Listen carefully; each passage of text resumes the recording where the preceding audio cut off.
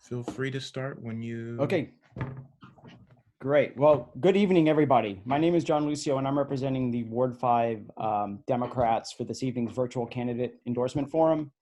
I'm also going to serve as one of the co-moderators for the discussion this evening. I think we all agree that we would prefer to be hosting this event live and in person, but Ward 5 Democrats are absolutely committed to the health and safety and welfare of all of our citizens. Unfortunately, this is the best forum that we can use, or format that we can use, because we are also equally committed to empowering and engaged and informed citizenship or citizenry. And therefore, even under these circumstances, it's absolutely necessary that we host this candidate forum tonight. So thank you, everybody, for showing up. Before I go any further, I do want to introduce my co-moderator. He probably, as they say, a man who needs no introduction. I think all of you are probably already very familiar with him, but we are very, very, very fortunate to have as a co-moderator, Mr. Larry Miller, the news anchor for USA 9. So he'll be joining us, and he's going to get an opportunity to speak to you here in just a few minutes. I do want to take just a quick second and introduce two absolutely key individuals whose vision and commitment, frankly, made tonight's forum possible. And that's, give them an opportunity to say a couple words. And that's the chair of the Ward 5 Democrats, Mr. Gordon Fletcher, and the chair of the DC Democratic State Party, Mr. Charles Wilson. So if you just indulge this quick interlude, I'd like to turn it over to Mr. Fletcher and then to Mr. Wilson.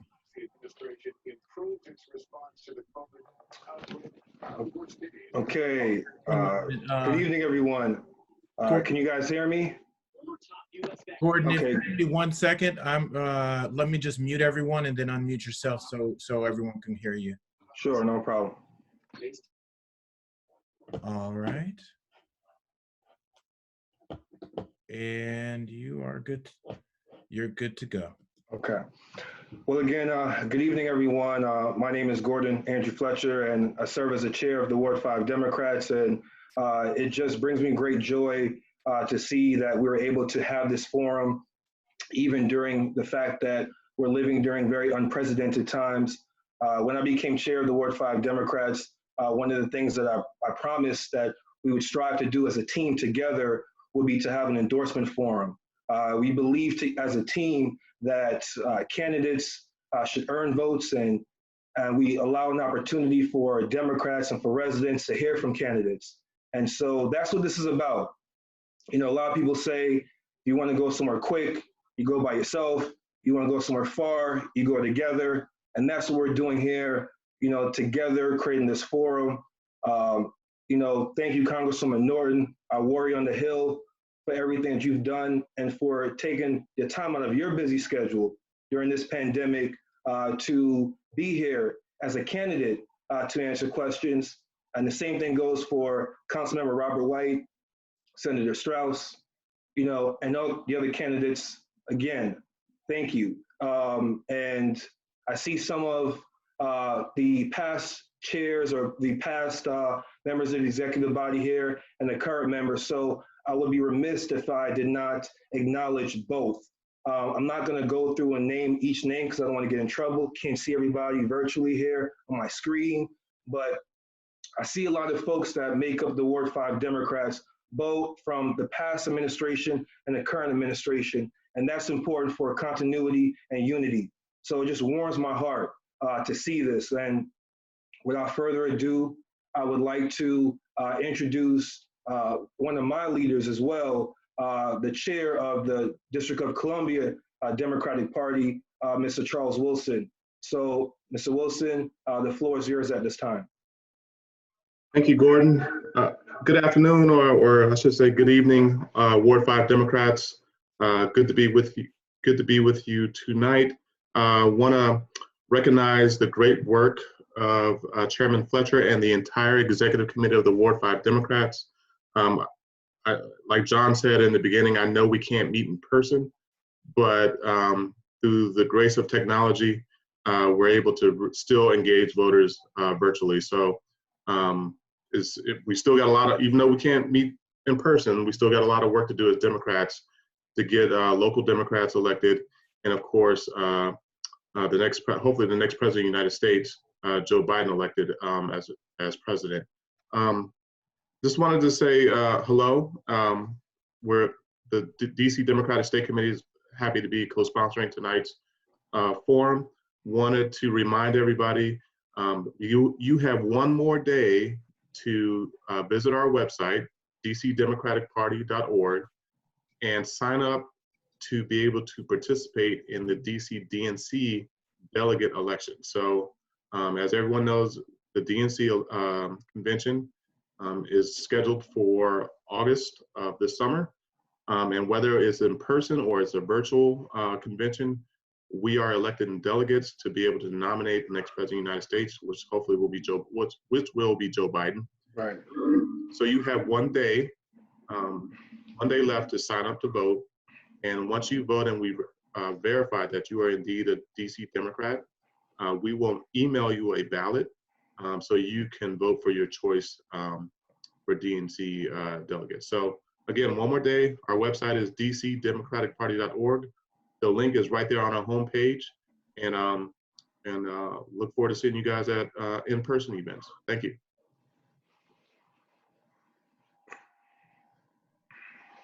Great. Thank you so much, Chairman, and thank you both Chairmen. Again, I can't laud enough how your efforts really making this possible.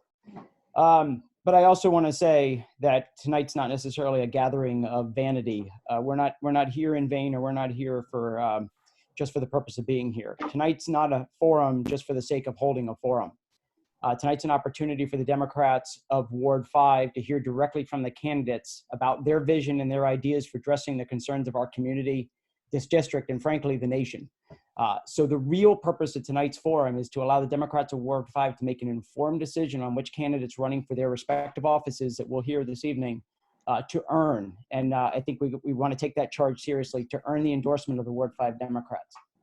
To that end, the Democrats of Ward 5 will be voting for whether to endorse or not to endorse each candidate following tonight's proceedings. So we are really excited about this opportunity to make an endorsement. So accordingly, within a few days following this forum, we will make an official announcement of our endorsement, which is an exciting time for us.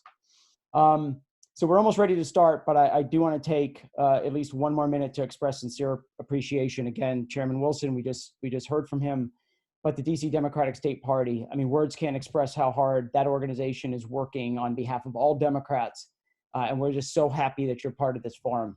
I want to take a second again to share how hard your Ward 5 Democrats are working on your behalf.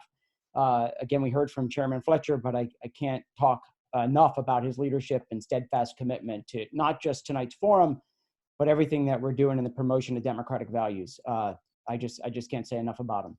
I do want to acknowledge also the tireless efforts of the Ward 5 Democrats that helped pull this event together.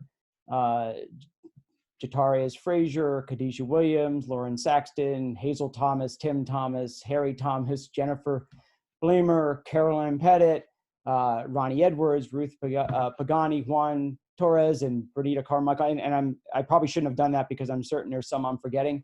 And I don't want to get in big trouble when I'm done, but everybody's just been so helpful. So, and now, frankly, most important, I greatly want to thank the candidates that joined us tonight. The fact that in some cases, these are uncontested races and didn't deter you from wanting to speak to the Ward 5 Democrats just speaks volumes about your commitment to public service, and we greatly appreciate it. So again, we appreciate your time that you're going to spend the night with the Democrats from the best ward in the district. I may be a bit biased when I say that, but thank you in advance for sharing your positions with us and answering the questions about the issues that are important to our voters. So that being said, joining us tonight, candidate for the delegate of the United States House of Representatives, Congresswoman Eleanor Holmes Norton. Again, Congresswoman, we just greatly appreciate you being here.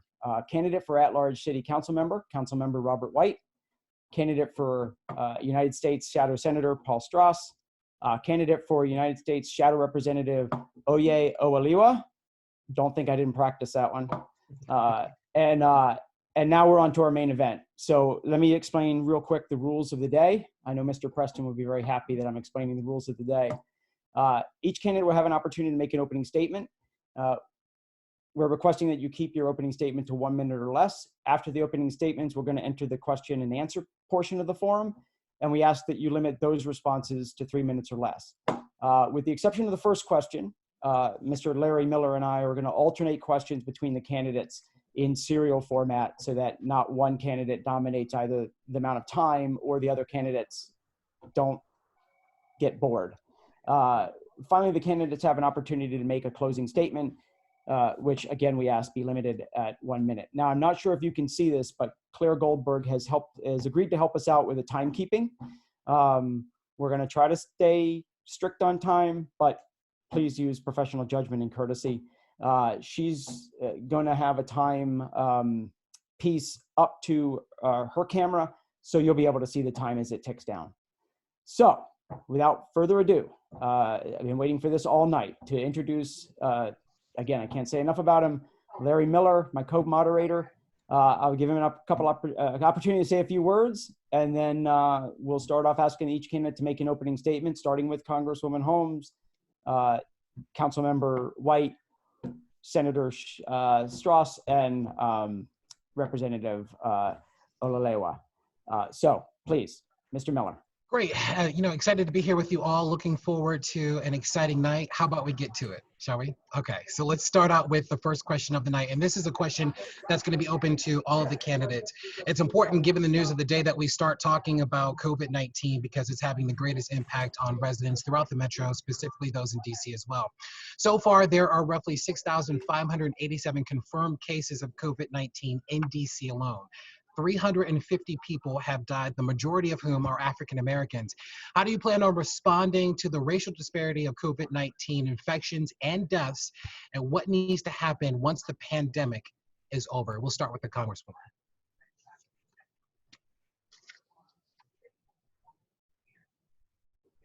Question is tailor-made for me. Can you hear me? Yes, ma'am, we can hear you. That question is tailor-made for me because the HEROES Act was just introduced in Congress yesterday. I am a major sponsor of that. It has 3 specific provisions for the District of Columbia, and I have made sure that this bill reflects not only the Black population in the District of Columbia, but since you ask about race, this bill will focus on the disproportionate impact of COVID-19 on African Americans.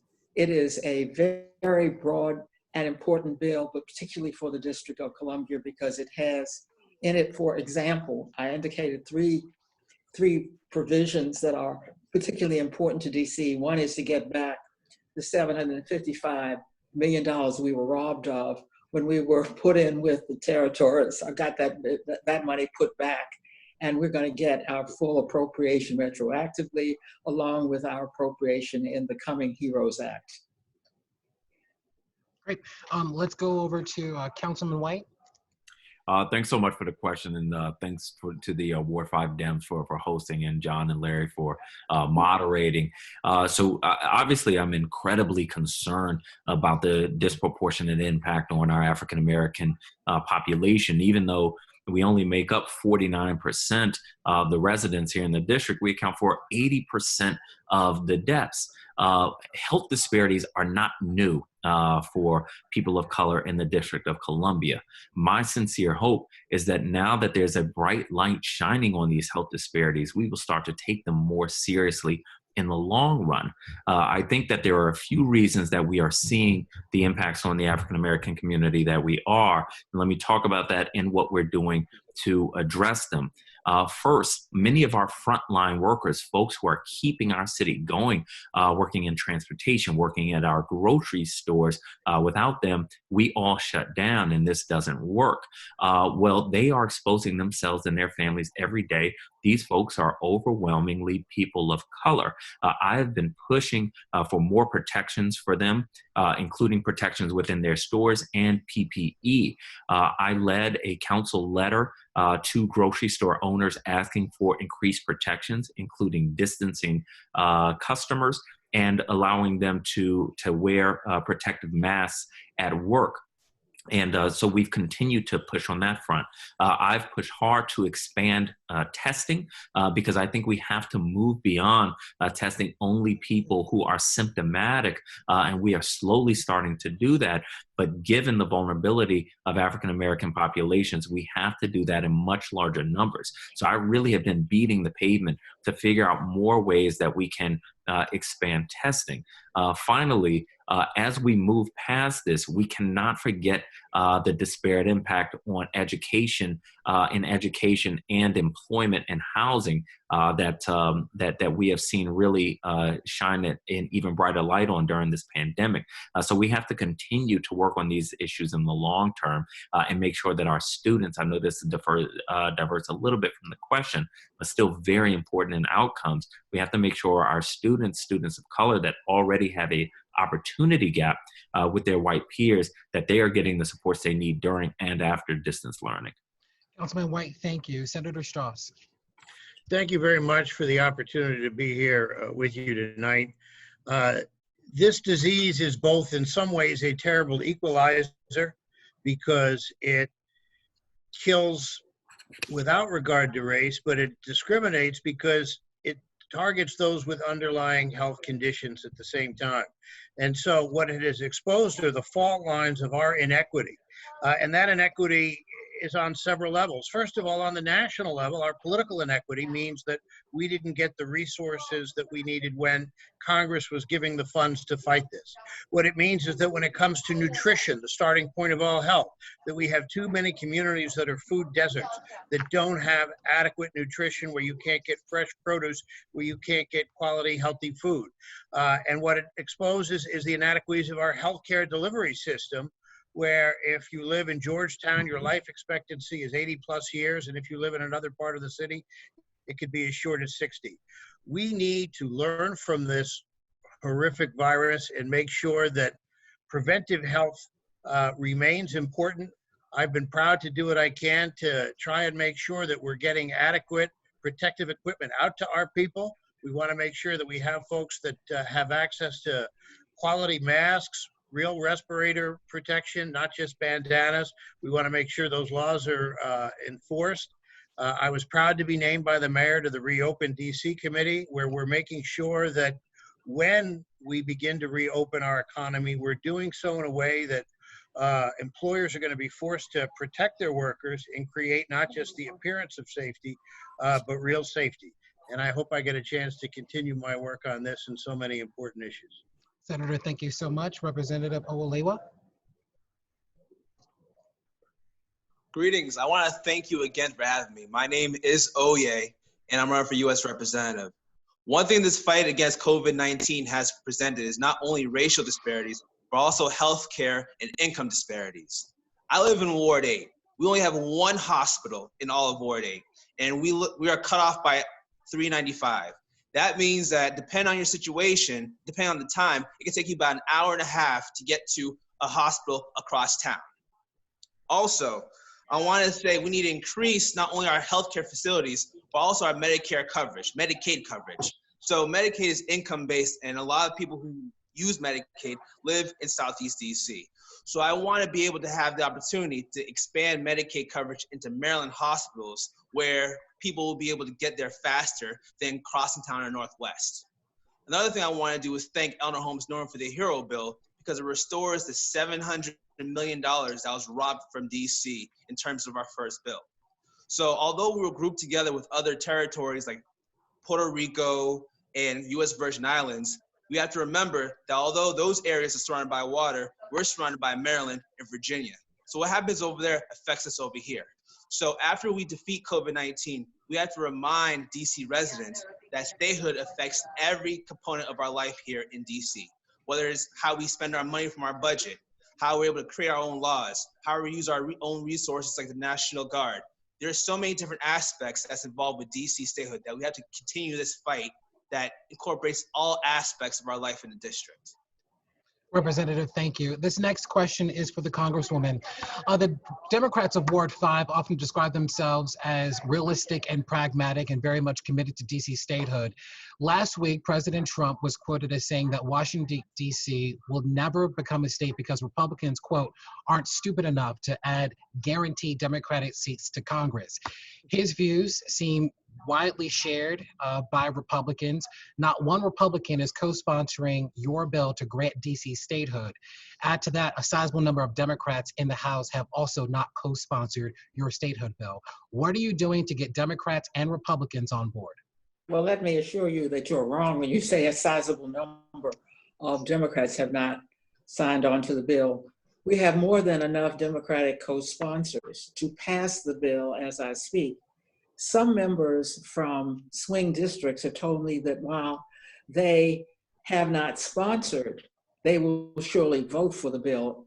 So I am almost certain that we will have virtually every Democrat to vote for our bill, particularly since we have enough co-sponsors to pass it in November, by November as I speak. But let me go to what the president said and why he too is wrong. We have every Democratic senator as a co-sponsor. Now, why does that matter? Passing the House before the end of this year will be a first in more than 200 years of history. But then you've got to go to the Senate, whatever else you may be proud of.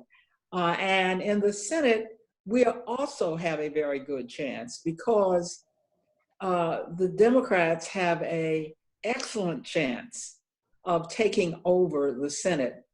When you look at who in the Senate is up for election and the trouble they are in. And then perhaps the best news is look at the president's polls.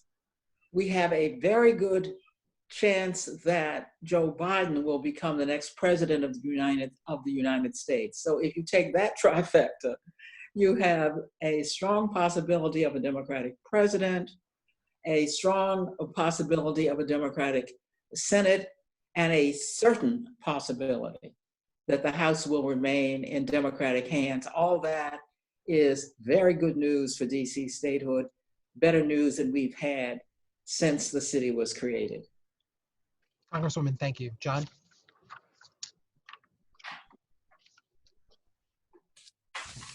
Thank you, Larry. The next question will be for Councilmember White, which in this question may not be much of a surprise, but I do want to give some background. In 2018, the Fair Elections Act became law in the District of Columbia.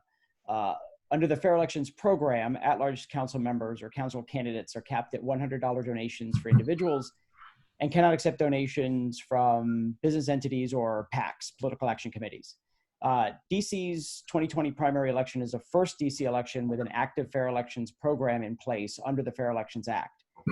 You voted for the Fair Elections bill, yet in the primary election, you've opted to participate with a traditional approach to financing your re-election campaign. So the question is, do you still support the Fair Elections Act? And if so, why did you decide not to participate in the Fair Elections program?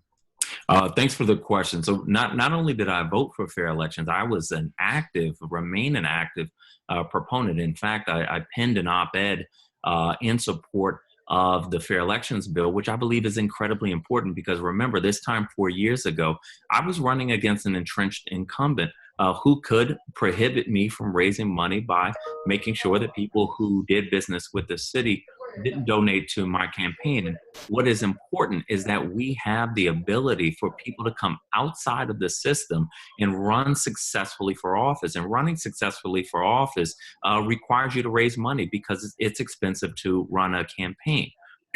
There's a flaw, unfortunately, in our fair elections law that none of us realize it, including myself. What I realized as I was starting to prepare to file for election is that in fair elections, regardless of whether you run two elections, a primary and a general, or if you only want to run one election, just a general, as most of the people running against me in the general will do, you get the same amount of money.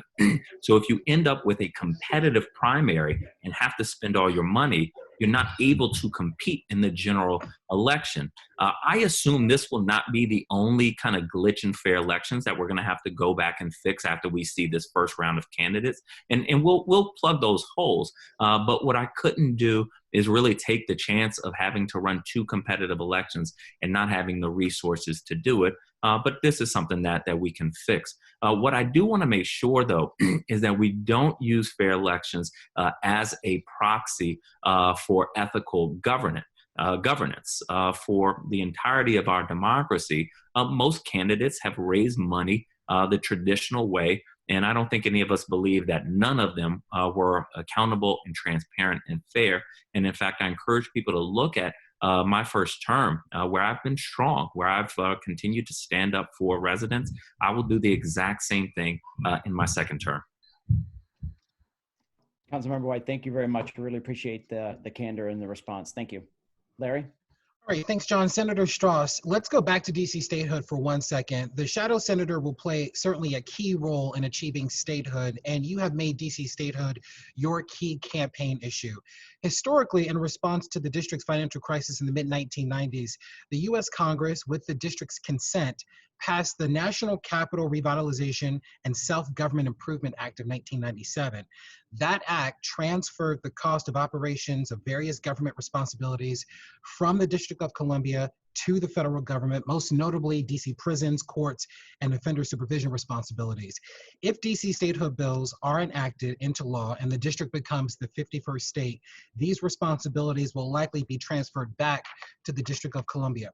Now, many statehood advocates argue that now is the time to begin planning for that transition to statehood and the new responsibilities that statehood will in fact entail.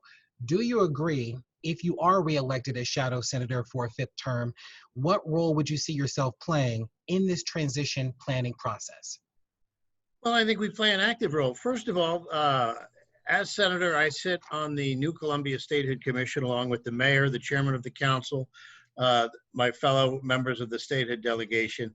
And as part of that process, we went through an ambitious and aggressive outreach campaign before voters passed the revised constitution for the 51st state.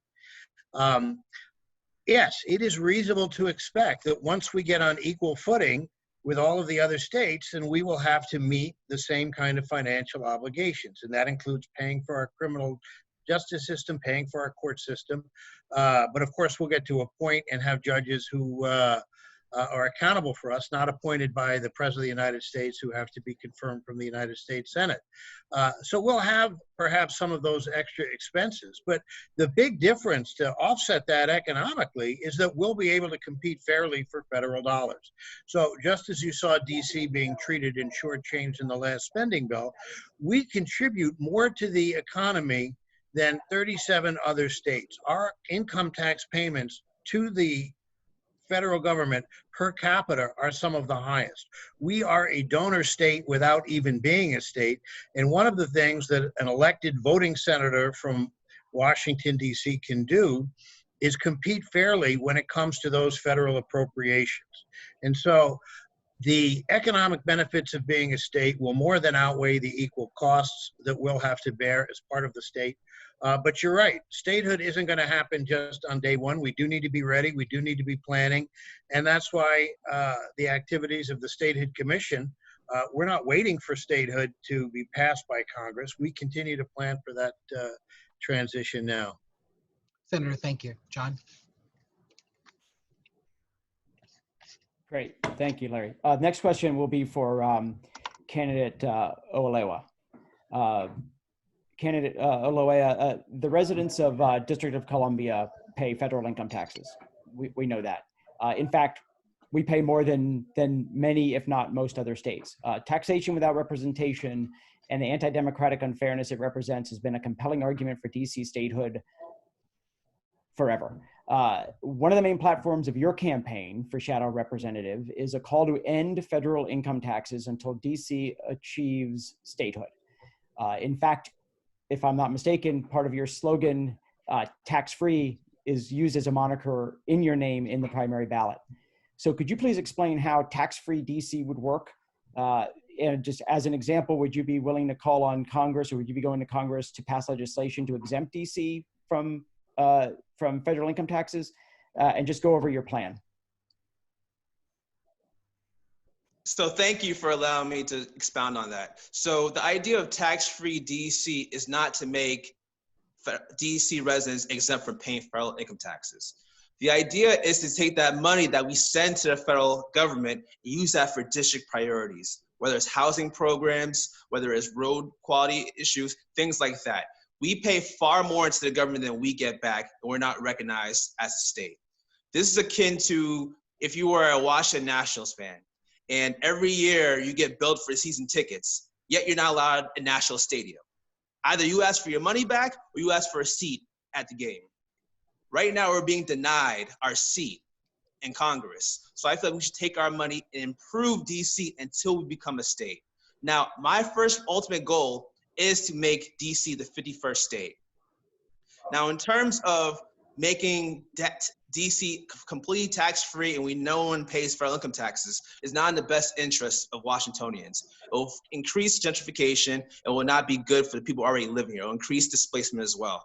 So my opinion is, until we become a state, I believe our money should be used here to improve the lives of Washingtonians. I also believe this is an idea that actually galvanized Washingtonians as well as people outside of DC to really pay attention to our issues here. A lot of issues in the past, whether it was marriage equality or civil rights, was able to be discussed nationwide because it's a universal issue.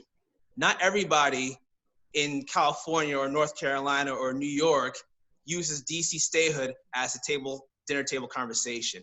However, once you start talking about the financial ramifications of not being a state and how unfair it is for us to be paying for statehood and paying our dues without getting it back, I do believe this will help increase our conversation and gain support. Great, thank you very much. I really appreciate the response. So I'm going to go next, and I have a wonderful opportunity to ask Congresswoman Holmes Norton a question. So thank you very much for this opportunity. Democrats of Ward 5 have made criminal justice reform a priority. We're hosting this forum virtually for obvious reasons. COVID-19 has impacted each and every one of us in different ways, but there's no greater impact that it's had than on our vulnerable population. So specifically, in relation to criminal justice reform, that includes DC code offenders being held by the Federal Bureau of Prisons. Can you address your efforts to urge the BOP to release more vulnerable DC code offenders in light of COVID-19?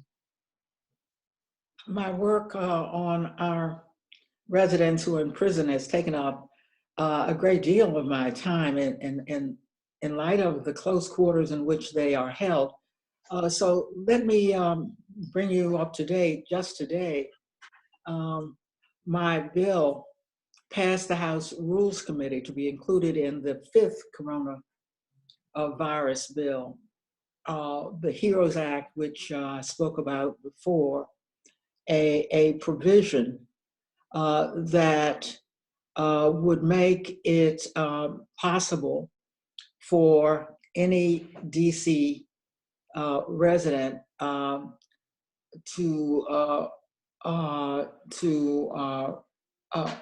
during the coronavirus, who is a federal offender and a DC resident, because our residents are in the BOP,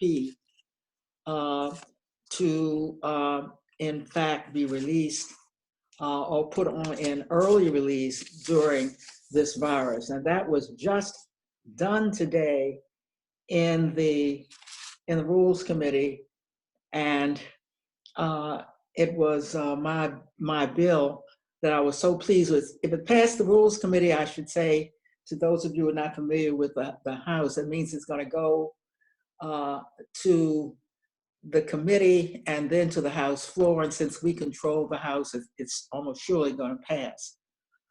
Now, I've already succeeded in getting most of our DC residents out of halfway houses. You know, that halfway house located in Ward 8, and it's going to be closed, and there's a new, not announced yet, and I don't even know who it is, but there's going to be a new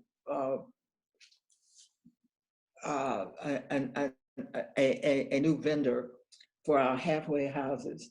The DC code offenders are under the jurisdiction of we do have U.S. code offenders under the jurisdiction of the Bureau of Prisons still.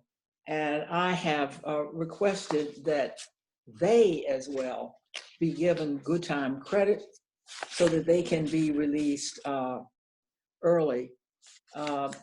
Criminal justice system is all divided between ourselves and between the federal government.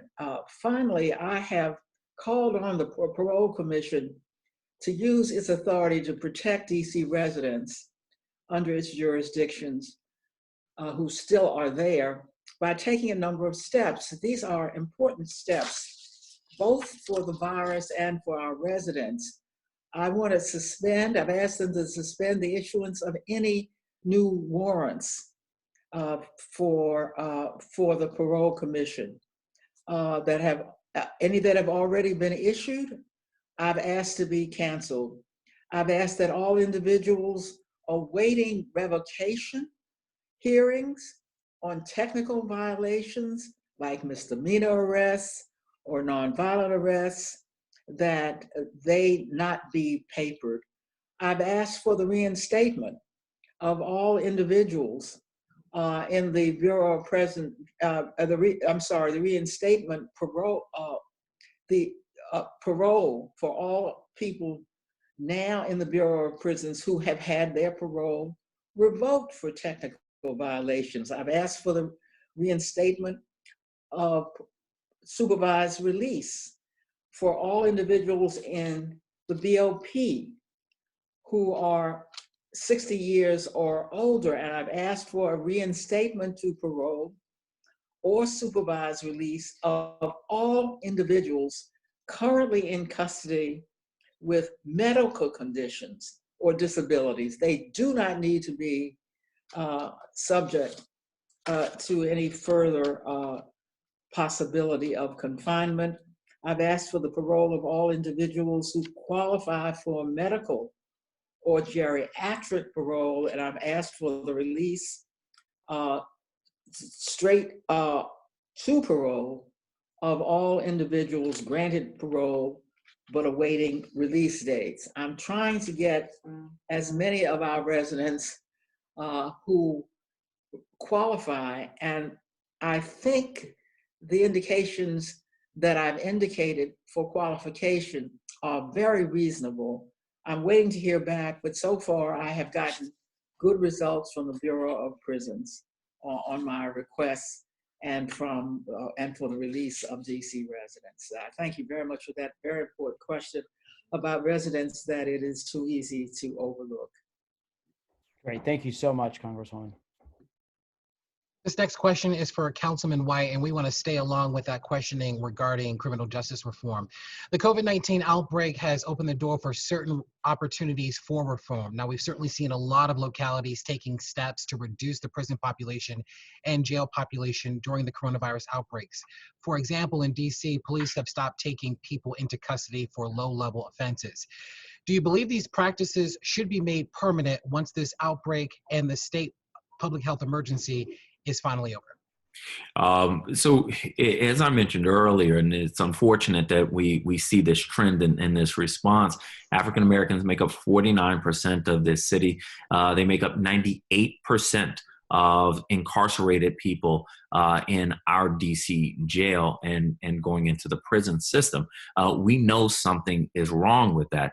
We have to start to treat crime differently. I think largely we've been taking the same approach to crime locally for decades, and we keep going around in the same circles, seeing the same outcomes. The more we incarcerate folks for things that they don't need to be incarcerated for, the harder we are making the chances for them to recover later. And so we really are perpetuating this cycle of poverty, of joblessness that has become generational and really affixed to, unfortunately, the African American community here. This is an issue that I've made a high priority for my time in office. In just 3 years, I more than doubled the size of the agency that helps returning citizens, which is the Office on Returning Citizens Affairs. I've passed a bill that gets free IDs and birth certificates for people returning from incarceration, and free transportation when they return. With our halfway house provider that is now closed, I have to tell you, I'm glad they're closed because I don't think they were serving the residents that they were supposed to serve. So I'm happy about seeing a new provider. In fact, that's something I've been fighting for actively since I've been on the council. But I should also mention, I held a hearing on policing in Black communities because I've been tired of seeing what results of run-ins with law enforcement and young African Americans here in our city, fully believing that there has to be a better way. So this is something, decreasing interactions with police is something I've been working on since I've been on the council.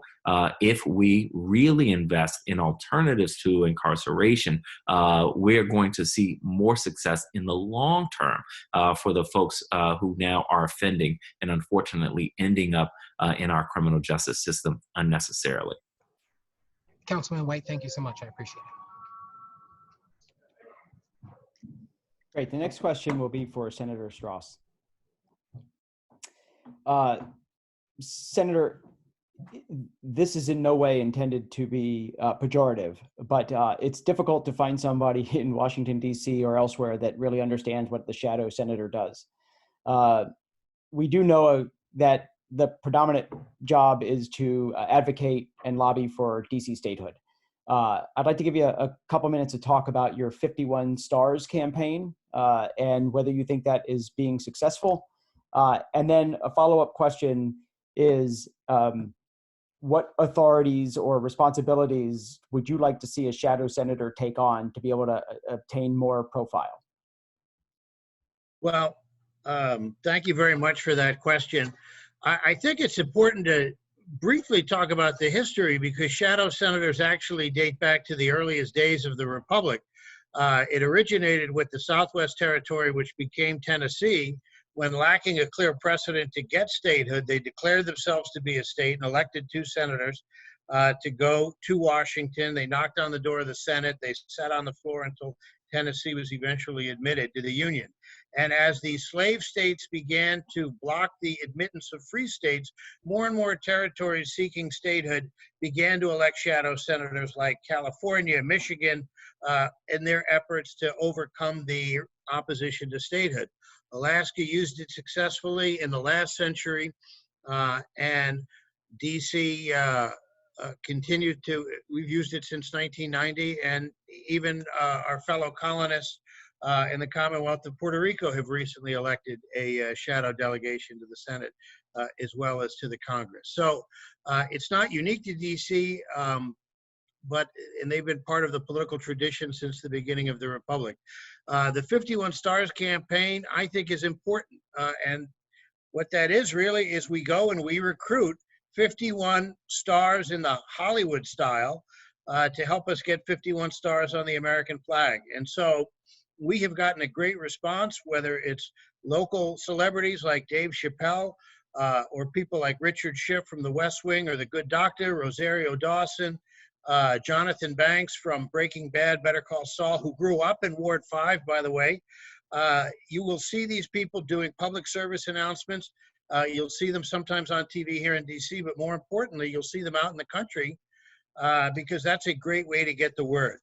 I certainly didn't invent the idea of celebrity endorsements to help advocate for a political cause, but I'm glad that I've been able to have so much success in bringing these celebrities to the cause of DC statehood. And what you find is that many of them have initially had another cause. The very first one we worked with was Hayden Panettiere, and her big idea was saving the whales. And what she came to understand is that with DC statehood, you're going to get 2 more people in the United States Senate that care about things like the environment, that care about things like economic and racial justice, that care about the kind of progressive issues that so many people in Hollywood care about. And we need that energy and we need that exposure. So I think it's a great program. I think if we could get more funding for it, it could go farther. But we're going to continue to do that. I want to get the full 51 of them, and hopefully I'll get an opportunity to continue working with that program.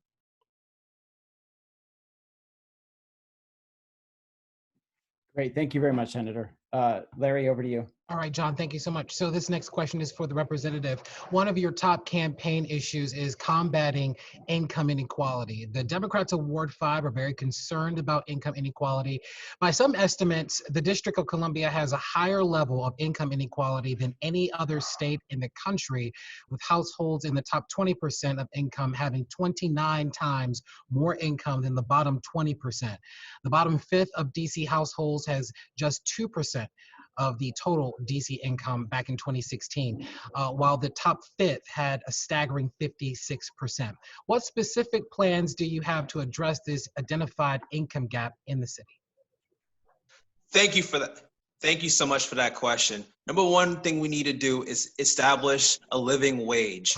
Right now, our minimum wage is far lower than $17 per hour. If you look up our AMI when it comes to getting a house or things like that, that is well below an opportunity to live a dignified life. So I support having a living wage of $17 or higher. I also want to have a minimum amount, a living wage for tipped workers. Recently, we voted to establish that, but it was overturned by City Council. I want to see that restored. Something else I want to do is address the idea and the reality that it's very expensive to be poor. Right now, if you're living in poverty, you can only think about the next day or the day after. We need to find opportunities to protect them by establishing hospitals in underserved communities, bringing opportunities back to folks who are living in Ward 8 and Ward 7 who don't have summer jobs. Because when you give people opportunities to actually be productive, they're not sitting around thinking of destructive ways to live their lives. So I really want to have an opportunity to not only look out for the very rich, but also find ways to make life dignified and comfortable for everybody else. I also want to, another thing I really want to do is establish an opportunity for people from the community to come and volunteer in elementary schools. So one thing I did for the past 7 years is volunteer in elementary schools, getting kids interested in science. Because we all know that STEM professions are the highest growing industry in the United States. And if we can get more people to inspire kids to get into coding, that can be our tomorrow's business leaders and things like that. So if you have a family member who's a doctor, the parents are taken care of. The younger siblings have role models who are in their family. And I believe that can organically change the economy of a neighborhood and a family. Representative, I do want to follow up with one thing. I just want to be clear about your suggestion and your critique about the DC City Council. Are you suggesting that when it came time for them to vote on the higher income levels or the higher hourly wage for tipped workers, when they passed it and then reversed it, are you suggesting that they made a mistake in that? I personally believe that the people of DC, the DC residents voted to establish that. For City Council to go in and reverse that, I believe is undermining the will of the people. Councilman White, do you want to respond to that? I agree, frankly. Regardless how you felt about Initiative 77, once the voters voted, that should be the law of the land. I mean, either we respect the will of the voters or we don't. We tend to respect the will of the voters when they're voting for us to get on the council. So it is not okay to turn around and then reject a ballot petition because we didn't agree with it. So I did not support overturning Initiative 77, and I still don't support it. All right, gentlemen, thank you both. John? Great, thank you. Councilman White, I'm going to stay with you for a second, if that's okay. We've talked a lot about the impact of COVID-19, obviously. One of the major issues that the DC Council is facing is how to deal with the budget impacts of the COVID-19 crisis. Because of revenue shortfalls, we know that we're expecting hundreds of millions of dollars, if not more, to be cut from the upcoming budget. So what areas or programs in the budget would you prioritize to protect against cuts? And give us some idea of what you think would be prudent areas to cut. So we are, as you mentioned in the question, we are projecting for this fiscal year a budget shortfall of well over $700 million. Same thing for the next fiscal year, and then $500 million after that. Not until fiscal year 2022 are we expected to get back to where we were in fiscal year 19. So these will be tough times, and none of us should believe that we're not going to have to make tough choices. I think that we have to keep every option open, except that I believe we have to protect education and our schools. We cannot, even in the shadow of the coronavirus and a recession, hopefully slight, in our economy, we cannot lose sight of the fact that we owe the children in this city an opportunity to do better than their parents have done. That is a promise we have yet to fulfill, and we have to keep pushing down that path. Beyond that, we have to see next week what we get from the mayor in her budget proposal. But I think that the council, this pushes us to take a better approach to budgeting. One thing the council does not do well is evaluate existing and ongoing programs or the requests that come from our agencies. When I became a committee chair last January, I took the approach to go line by line through the budgets of the agencies under the jurisdiction of my committee, and any program that the agency could not fully justify, I cut that budget and I sent the money to education, housing, or returning citizens. That's the approach we're going to have to take across the council. I don't think anybody in the city believes that we're not wasting money in various programs. It's just that we really don't have it in our budget process typically to go program by program and cut the programs that don't make sense and haven't panned out the way we anticipated. Great, thank you, Councilman. All right, up to you, Larry. All right, thank you, sir. All right, this next question is for the Congresswoman, and it's about gentrification. A survey released by the National Community Reinvestment Coalition revealed that DC has the highest intensity of gentrification in the country, with more and more people of color specifically being pushed out of the district. A DC resident, Auntie Melanie, as she's referred to on Twitter, wants to know this: how are you helping to ensure the affordability of housing in the city? The affordability of housing in the city is, in my view, the #1 issue facing DC residents. We have generated a whole set of new residents. We're very pleased to have their tax income, but they're living 2 and 3 in those new buildings that they've moved to. They're living 2, 3, and 4 in buildings that were meant for 1 or at most 2. I do have bills pending in the House that would generate more revenue for housing. When this virus is over and we can get to bills, I hope my bill will get through the committees of jurisdiction now that Democrats control the House, and because I have lots of company from other Democrats who are experiencing the same issue, I'm hoping to get those bills to the floor and out of the House even during this pandemic. But of course, as all of you have seen, we're going back, for example, to the House of Representatives tomorrow, and we're not taking up a single other matter except COVID-19, the so-called HEROES Act. So while I'm pleased with what the HEROES Act has in it for DC, and that I've been able to get most of what I've wanted in all 5 bills, I must tell you that the leading issue in this city, housing, is one that like almost all other issues, has taken a back seat to COVID, especially since the House isn't even meeting. That doesn't mean it isn't a number one issue on my agenda. And so I assure you it will remain that way until I get new revenue and bills that help not just attract housing, but help residents pay for housing in the District of Columbia, especially rental housing. Congresswoman, can we talk a second about the HEROES Act? Republicans in the Senate were clear that for them, it was dead on arrival. Have you been able to garner some Republican support in the Senate to get the bill passed and onto the president's desk? Well, the Senate is the problem. That's why you heard me open saying that those who oppose DC statehood, like the president, do not have in mind that the Democrats have a good chance of controlling the Senate the next time. So I will not pretend that the HEROES Act, which is very comprehensive, could get through the Senate this time. So what I expect to happen is the HEROES Act to pass the House, or a version of it that is much like the Speaker's bill that has just been introduced. I expect that that bill will go to the Senate and it will force a negotiation with the Senate that will likely get us something that is considerably less of what the country needs than the HEROES Act, but it will force the Senate to do more than what it wants to do now. And may I remind you of what the Senate says it wants to do now? Nothing.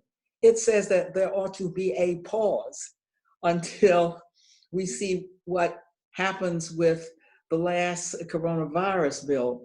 That is death dealing, because the only way to get rid of this virus and get us back to regular order is to speed it up, keep the bills coming, get in front of the virus. And so the House is going to press very hard on the HEROES Act. It will put considerable pressure on the Senate because their own states, those red states, will be saying we want at least some of what is in the HEROES Act. All right, ma'am, thank you so much. I appreciate it. John. Great, thank you, Larry. Congresswoman, I'd like to just stay with you just for 1 second. And I know this is probably a softball, but you probably earned a softball over your career. And I say this sincerely, that you've had a courageous time of 30 years representing the District of Columbia. And if you were elected for your 16th term, what besides statehood would become your, actually I meant to ask this in a different way. What do you think have been your biggest accomplishments over your 30 years? And if elected to a 16th term, what would be your top 3 things that you would like to accomplish other than statehood? Well, you've certainly named what my biggest accomplishment has been, and that is to get the statehood bill so that it's ready to pass the House of Representatives for the first time in almost 220 years. So it'll be pretty hard to outdo that. In terms of what I want to continue to do, my first priority would be to get this bill through the Senate. I've indicated that I thought I had a good chance of getting considerable progress in the Senate, the way in which 2020 now looks. If you look at what I'd want to do in the House, I'd want to continue to do what has been most important to the district. If you leave aside the bills you hear all the time about, like bills about DC statehood and violations of our home rule, and that is bills to get the district more funding. I want to continue on what I have done that has gotten the district new land, most important for the district, because we are locked in. We're not like a state. We can move from one part of the state to the other. And what I've been able to do is to get the district new land. The most important may be the most visible, the wharf. Now I'm into part 2 of the wharf. That was vacant federal land, no cost to the district. That's what I'm always scooting around for in the district. Capitol Riverfront, that's built out, and that is the southeast waterfront. The wharf is the southwest waterfront. I want to do more of that. Now, I've already done my work when it comes to NOMA, which is bringing new revenue to the district. So if you were to ask me what it is I want to do for the district, I want to continue to bring new revenue to the district, which doesn't have a lot of opportunities to do that. One of my biggest priorities will be the old FEMA, the old headquarters that is up in Ward 4, to make that headquarters, that old headquarters, which has gone to Maryland, land that we can build on. I've already had that land transferred to DC. So you see, I don't have as much to work with as people in larger states, but my major, besides our rights, my major, my major goal in the Congress is to create more wealth and more revenue for the district. We've got the residents, they're moving in very quickly. We need the revenue. And I can do much of that if I continue in the Congress, as I am seeking to do for yet another term. I am unopposed in the primary, but I work just as hard as if I weren't, because I've got to work that hard in the Congress. So I look forward to bringing more revenue to the District of Columbia, which cannot get revenue except, more revenue except largely through the Congress. Great, thank you very much. This next question is for Councilman White. And Councilman White, you have been a huge supporter of the Don't Mute DC movement. Since the demonstrations that have taken place over last summer and throughout the months, we've seen a number of initiatives on the part of activists. What do you think the City Council has done to address really the chief issue of affordable housing in the city? So appreciate you raising the Don't Mute DC movement. What this really is and has been is a grassroots movement of DC residents and frankly former DC residents who really felt inspired and continue to feel inspired to step up, to act and to speak in a way that we haven't heard them do in a long time. And I think that's because there's a large sense of defeat in our community. But with Don't Mute DC working together, really following the people to get a change from the corporate headquarters of T-Mobile to keep the music playing over on Georgia and Florida Avenue, allowed residents to know that if they jump into the process, if they advocate, then they can win. And with that wind behind their back and that wind in their sails, they've continued to push on the issue of education, housing, and healthcare. What this movement is doing, and I hope continues to do, is to push on the fact, insist on the fact that we have to create more housing in the district that's affordable to everyday working people. Now, we have many of the tools here in the District of Columbia.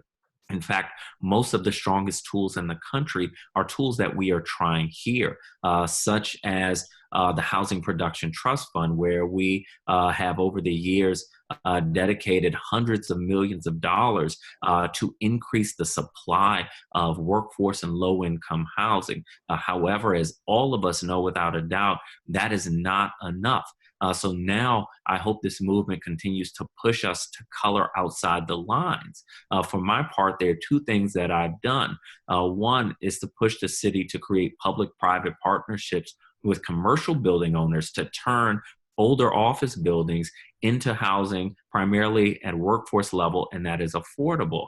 I also assisted one of the groups behind Don't Mute and businesses located next to them on MLK Avenue. I worked with them to get the city to help them purchase their building to prevent displacement that continues to happen across our city as these buildings are bought and redeveloped. Our local folks who own businesses are put out on the street.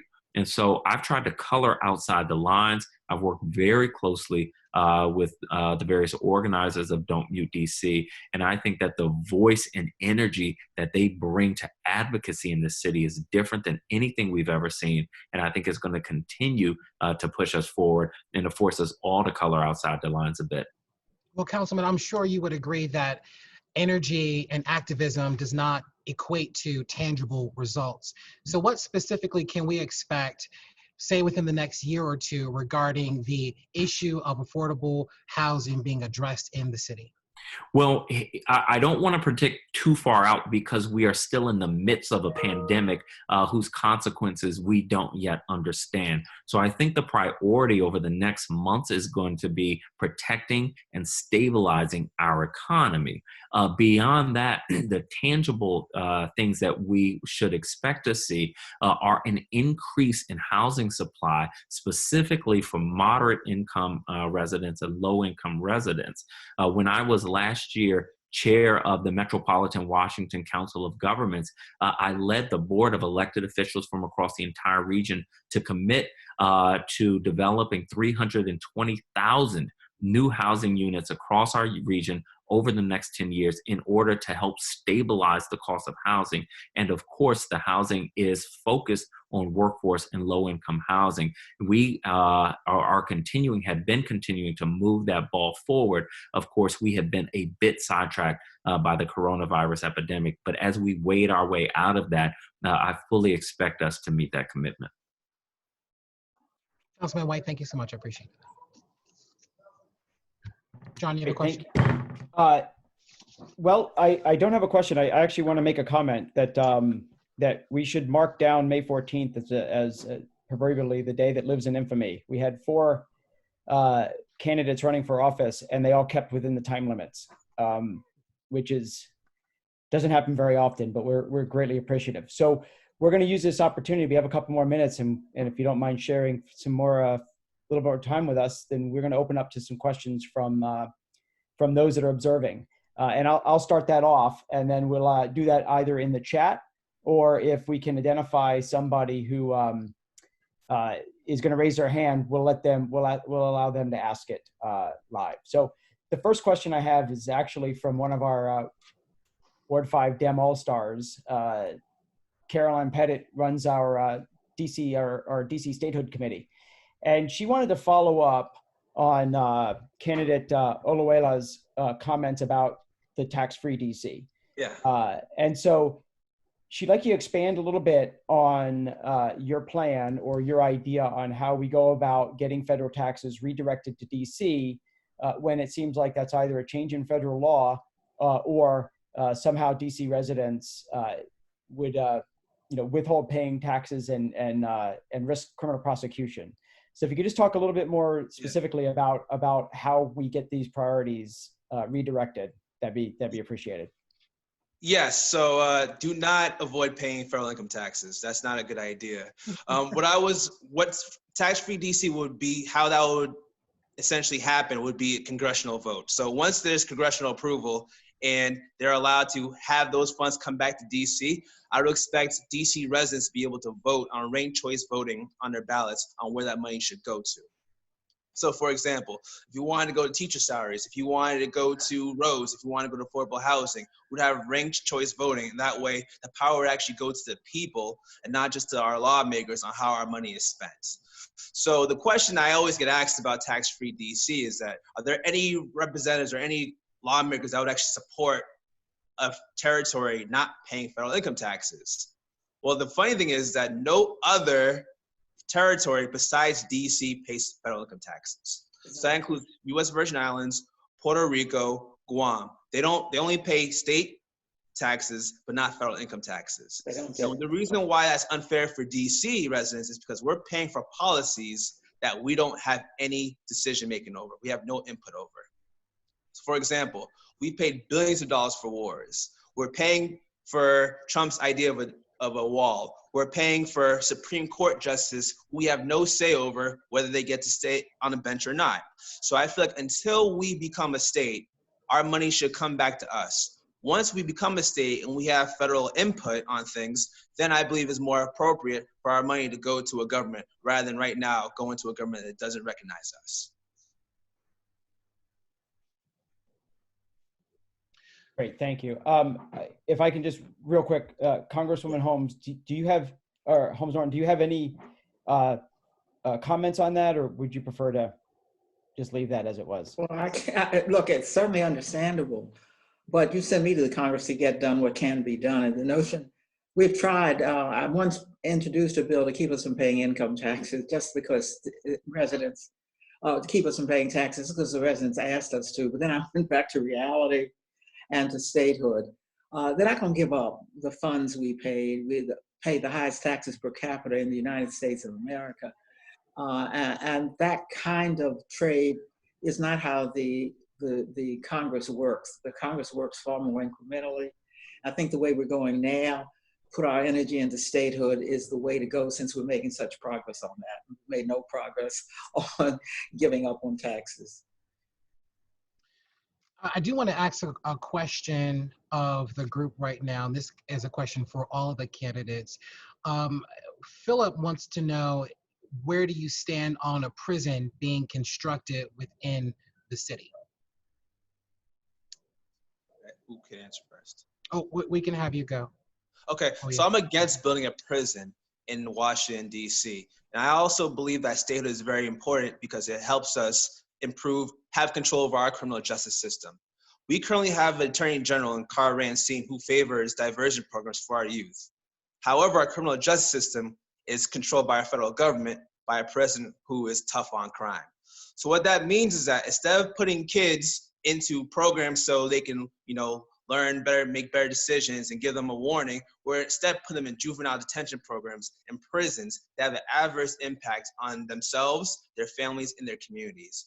I believe once DC becomes a state, we have more ownership on how we do things, and we have a more progressive law and order system that actually benefits the people. But to answer that question directly, I do not favor putting a prison in DC. I think I ought to answer that question as well, because, can you hear me? Yes, ma'am.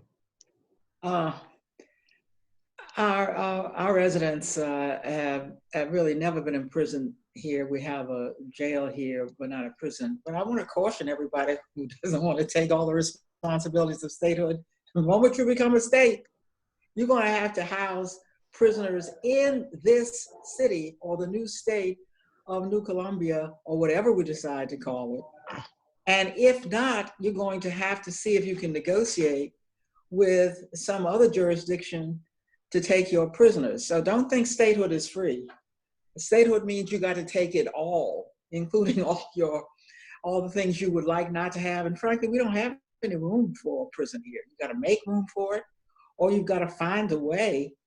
I don't know if you'll be able to find the land somewhere else and to negotiate with those who have jurisdiction over that land. There are no easy answers, including statehood for the District of Columbia.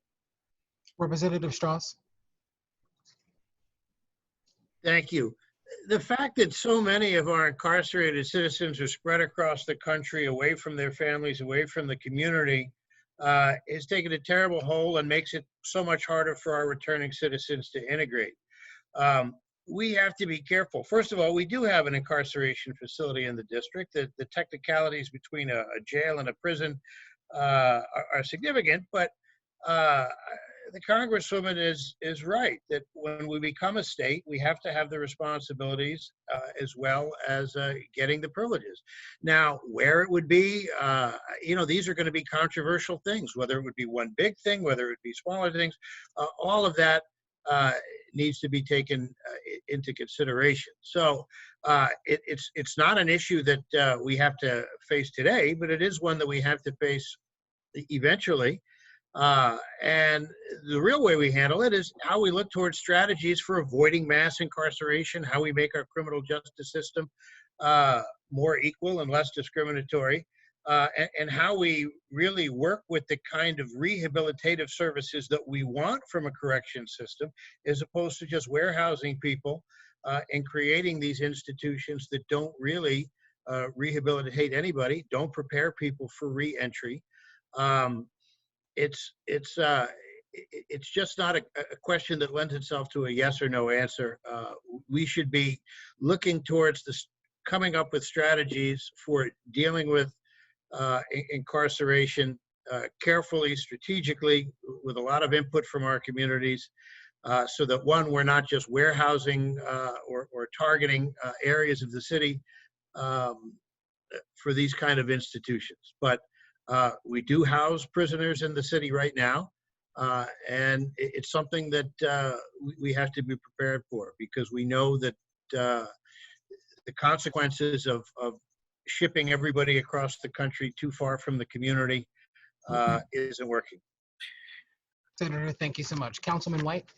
Thank you very much. And I appreciate where this question comes from. As some of you know, when my brother was incarcerated, I had to, as I was studying for the bar exam, travel to Petersburg, Virginia every weekend, which between the drive and the visit is a full day's trip to make sure that our family kept in close contact and communication.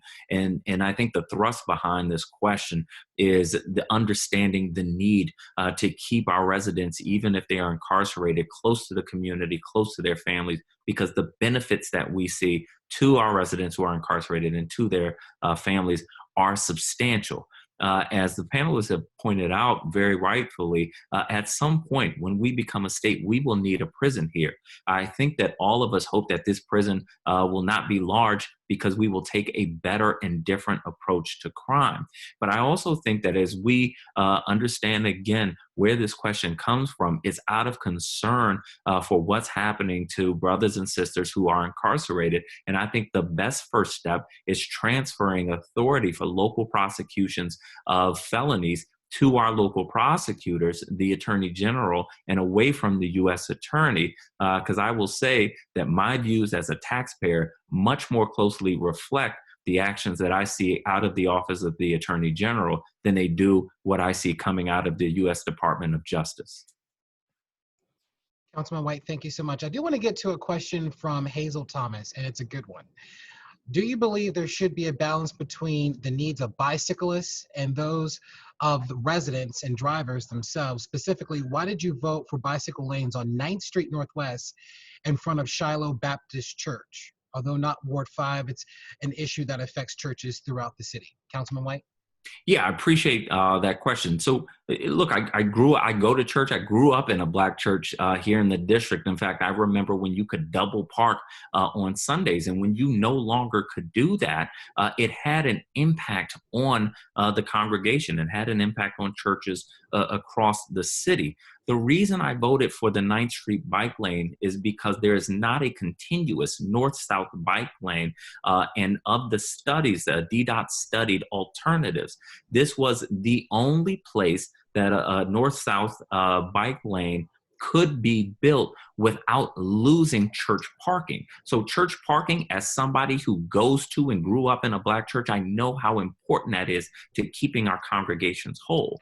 So if we are going to move forward, we have to move forward in a way that respects the cultures, the churches, the institutions that have been here. But we also recognize that as our city grows, we have to work together. We have to compromise. So I pushed DDOT hard, and I said, look, I can't support anything that loses parking for churches or other places of worship. When DDOT indeed found that, I believe that we had to show that we can work together, churches and bicycle advocates coming together. In fact, I worked very hard to broker meetings that did not happen, but we have to figure out how to move forward together, because this ain't the last bike lane that's going to be proposed in this city. And we can't see the same fight over and over again, because it's not healthy for the culture of our city, a place that we have to be able to live together and respect each other.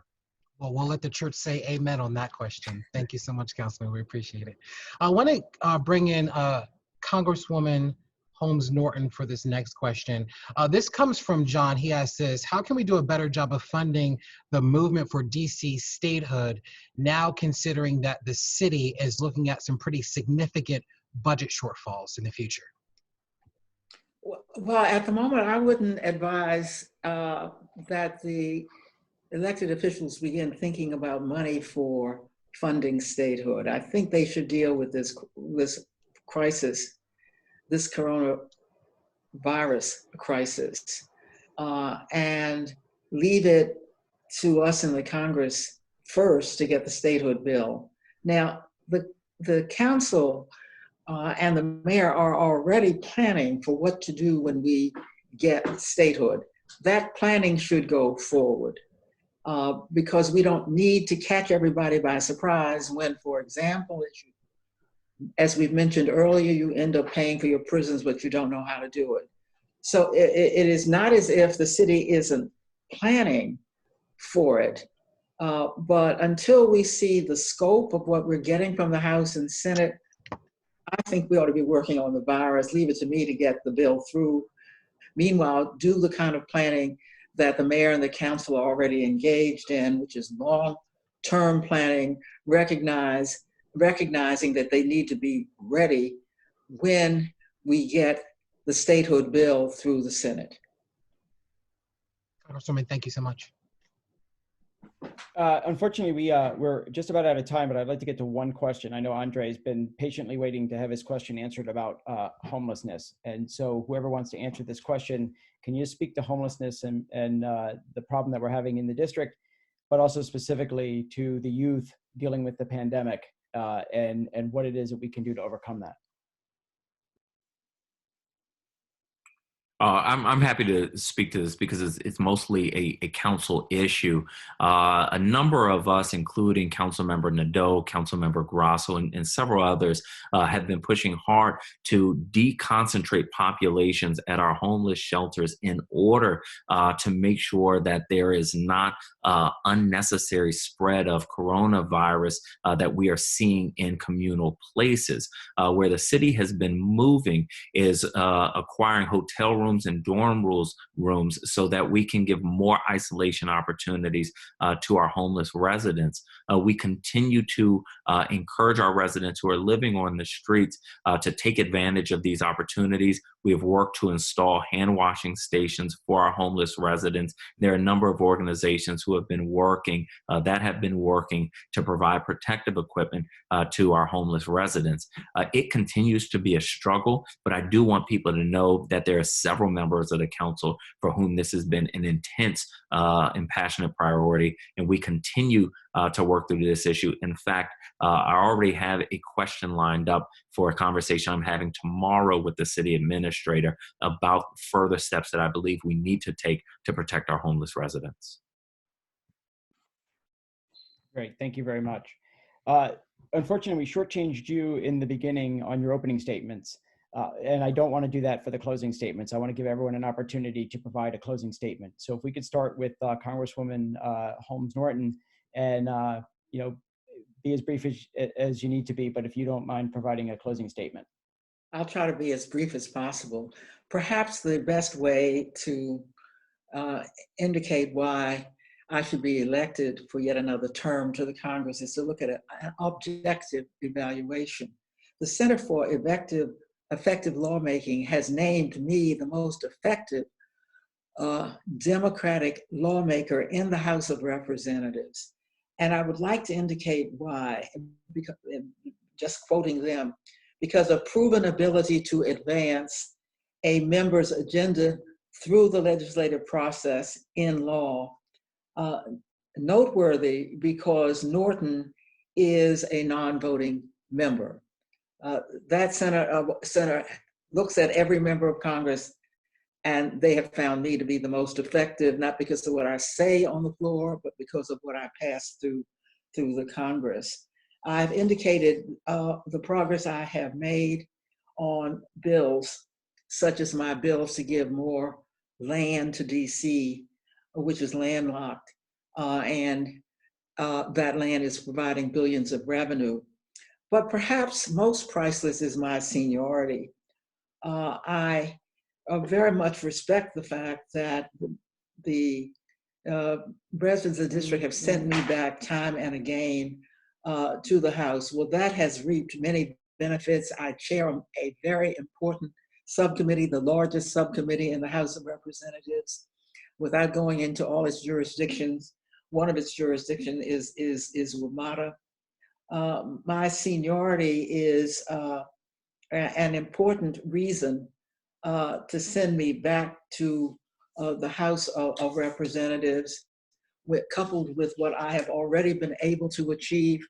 And I think when you vote for a member of Congress or for anyone, you ought to look at not what they are going to do, but what they have done.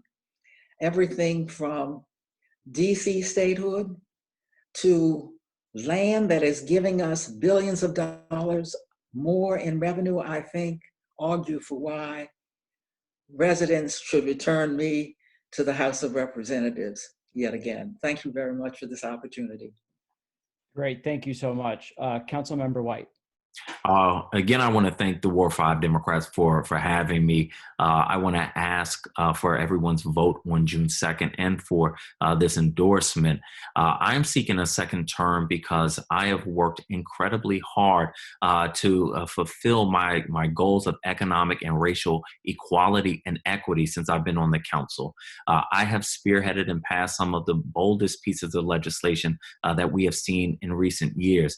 I authored the Begin Act, one of the most progressive early childhood education bills in the country, which I worked with Councilmember Vincent Gray and combined with a bill he was writing to become the Birth to Three for All DC Act. I recently got 3 buildings transferred to local businesses to help them avoid displacement. And I'm in the process of getting past the Restore the Vote bill, which would make the District of Columbia the first jurisdiction in the entire country to restore voting rights to incarcerated felons, most of whom had their voting rights taken away during Jim Crow. I have fought relentlessly for our students, including fighting doggedly to save Washington Met, a high school of last resort for kids who need the city to believe in them. So folks have seen in my first term that I'm not shy, that I work hard, and that I get things done for our city and never forget the people who are falling through the cracks. That is who has been my priority since I've been on the council. That is why I'm seeking a second term, and that is why I hope to have your support. Great, thank you very much. Senator Strauss. There's an old saying in politics that there's really only 2 ways to campaign. One is uncontested and the other is super hard, and I intend to do both this time. It's interesting that many of the early questions in this forum talked about the impact of the Revitalization Act. When I first got elected, it was right after that act was passed, and our movement for statehood seemed to be at an all-time low. We had lost many of the home rule functions that we had fought for. The mayor was left with oversight over maybe the Department of Recreation and a handful of agencies. Congress had put a control board in charge, and it looked like our struggle for self-determination wasn't going anywhere. In that environment, we continued our fight for statehood from those low times to what's now our high water mark. We're on the verge of historic legislation in the House, record co-sponsors in the Senate, and what was once a regional fringe issue considered mostly by a few people here is now become a national issue in the campaign. Every presidential candidate has had to take a stand on statehood. And part of the reason for that is the efforts that we made going to places like Iowa in the midst of the caucus campaigns to make sure that statehood was raised as an issue there. In international forum like the UN and the European Parliament, DC statehood is talked about in the United States the way we talk about other human rights problems in other countries. And Hollywood celebrities continue to increasingly talk about statehood when they talk about other social justice causes. I'm proud of the role I've gotten to play in this struggle, and I certainly don't want to quit now when those efforts are beginning to bear so many significant results. If I'm fortunate enough to get your vote in this election, I'll feel good that I've earned it. But I hope I get to continue the work that I've begun, because that work isn't over. And it won't be until we take our rightful place with our fellow citizens as citizens of the 51st state. Thank you, Ward 5 Democrats. Great, thank you very much, Senator. Candidate Oloela, and thankfully that's probably the last time I have to say that tonight. No worries. Again, my name is Oye Owolewa, and I'm running to be your next U.S. representative. I want to thank you again for having me. As the ANC Commissioner in Ward 8, I fight to bring resources to the underserved. As your next U.S. representative, I plan to do the same for the D.C. residents. My ultimate goal is to make D.C. the 51st state, and I'm very grateful for the efforts of Delegate Eleanor Holmes Norton, Senator Paul Strauss, and Councilmember Robert White for bringing us as close as we ever been to DC statehood. I believe that I can contribute and join and help bring us past the finish line by bringing bold actions and ideas and energy. I also think we need to continue to make this a national issue. People believe that DC statehood is a 750,000 person problem, but it's really a 328 million person problem. Once DC becomes a state, we have more votes to vote for universal health care, people paying their fair, the wealthy paying their fair share, the Green New Deal. So there are so many different aspects of DC statehood that affects us on a global, national scale. I also want to thank you all again for allowing me to share my views and to share my platform, because it is very critical that I earn your support. Thank you again, and I really appreciate your time. Great, thank you so much. I'm gonna just say what a personal pleasure it was to spend some time with everyone here this evening. I'm gonna ask Larry Miller if he wants to make a couple closing statements, and then I'd like the chair of the Ward 5 Dems to end the evening and let him make another closing statement. I do want to say, to make sure that Ward 5, the Democrats of Ward 5, please visit the website, www.ward5dems.org, tomorrow, and we will be able to start the voting. Yeah, I'll just say one thing. Thank you to all of you, all of the candidates and everyone involved for having me tonight. I had a blast, lots of fun. I appreciate your time.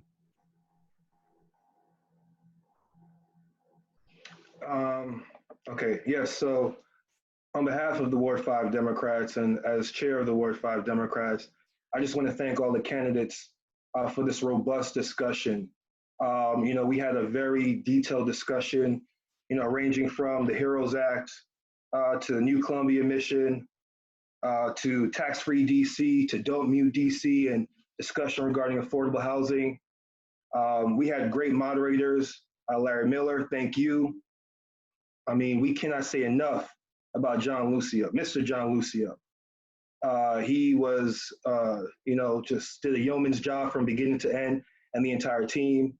The first vice chair, second vice chair of the Ward 5 Democrats, Tarius Frazier, Khadijah Williams, thank you for your leadership and assistance. Cam Trimble, thank you for making sure that everything ran smoothly with the Zoom call, the Zoom meeting. I think we're all learning that managing these meetings is a task and a skill in itself. So he's perfected that. So I want to recognize him and thank him. And he came into the Ward 5 Democrats family as well. And this is a family that we're continuing to build. And just again, thank everyone.